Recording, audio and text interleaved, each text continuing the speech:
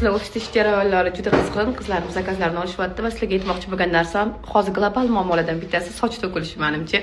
Chunki qish kunlari juda ham ko'plab insonlar vitamin yemaslikdan sochlarimiz tez ko'p to'kiladi. U uchun bizga soch to'kilishini poylash ham shart emas. To'kilmayotgan bo'lsa, sochlarimizni mustahkamlash uchun bunaqa shampunlarimiz bor. Qora sedana yog'li, ya'ni buni bemalol xohlagan payt yuvish mumkin.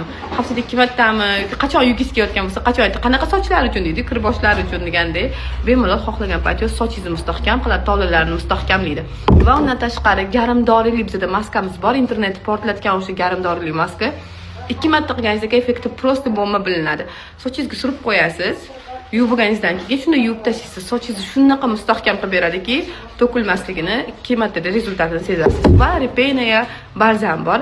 O'zi bilasizlar, soch to'kilsa Repena yog'ida qilgan ishadi, bu balzami, bu ham soch to'kilishini to'xtatib beradi. Shundan bo'limizni bemalol olishinglar mumkin bo'ladi.